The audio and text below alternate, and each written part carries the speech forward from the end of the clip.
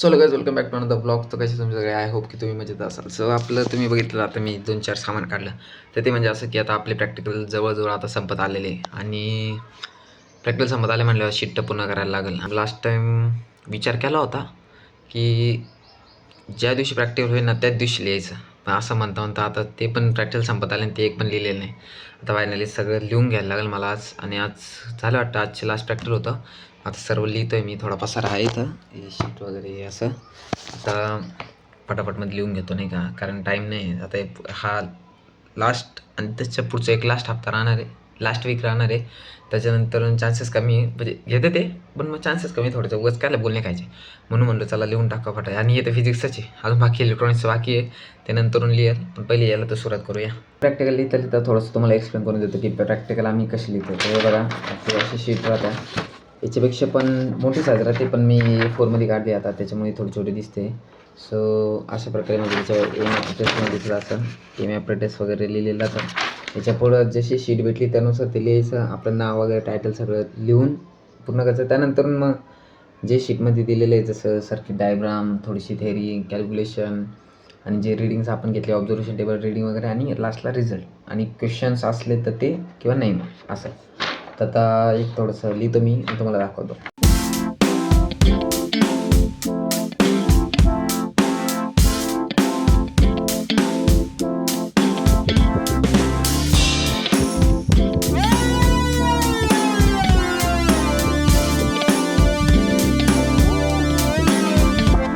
आणि काय circuit diagram काढायला तर लई बोर होतो आहे, कारण कसं आहे म्हणजे त्याचे एक तर डायग्रामच खूप हे असे अवघड राहते. तर त्याच्यामुळं थोडंसं काढायला आपल्याला आवडतं याच्यावर.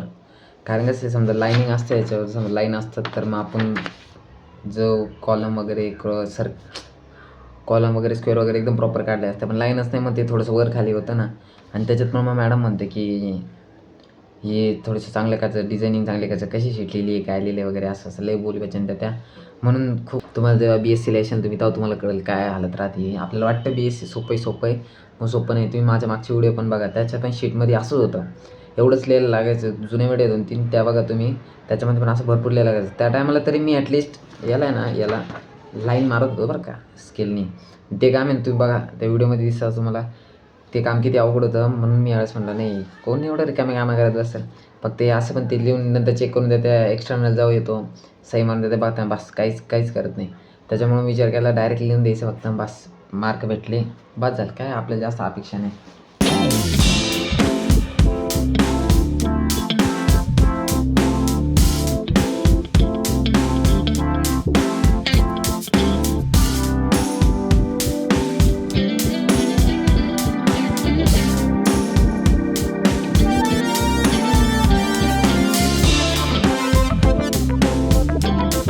आणि गाईज मला एक गोष्ट कळत नाही यार, मी असं का बरं करतो काय माहिती.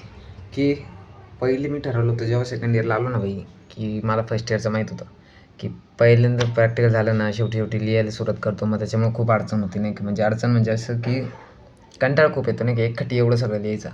पण यावेळेस मी ठरवलेलं होतं की भाई जे होईल ते, ज्या दिवशी प्रॅक्टिकल होईल त्याच दिवशी संध्याकाळी येऊन शीट लिहायची, दुसऱ्या दिवशी लगेच चेक करायची, म्हणजे एकदम आपल्याला सोपं होऊन जाईल नाही का.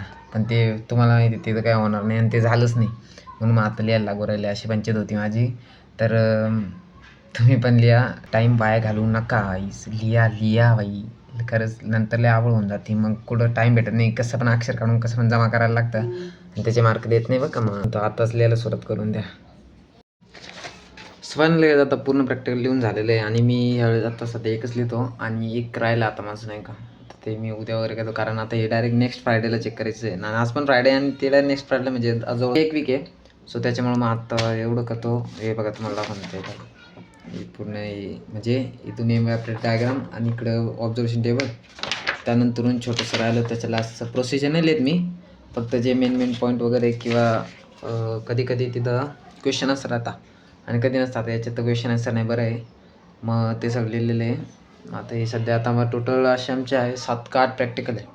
त्याच्यापैकी आता माझे झालेले जवळजवळ ते 7-8 झालेले, बरोबर. आता फक्त एक राहिले, ते एक मी करेल आता उद्या किंवा परवामध्ये. कारण उद्या इलेक्ट्रॉनिक्सचं प्रॅक्टिकल आहे, त्याचे पण शीट्स लिहायचे आहे. पण मग आता ते नेक्स्ट वीकमध्येच बघू. मॅमला सांगतो थोडंसं राहिलं आहे, 2-3 राहिले ते नंतर चेक करतो असं. मग ते उद्यापासून आपण सुरुवात करून टाकू त्याला नाही का, कारण शीट्स पण आणायचे. आता MT जे शीट्स आहे त्या संपत आल्या. आता ॲटलिस्ट माझ्या फक्त 4 का कितीतरी असतील, मग अजून आणायला लागतील कारण भरपूर लिहायचं आहे. ते खूप मोठे मोठे कोड वगैरे ते, त्याच्यामुळे ना थोडं थांबूनच घेतो. आणि मग तर तुम्ही पण इलेक्ट्रॉनिक्सला असाल तर बघा, काहीच अशी अवस्था राहते आपली.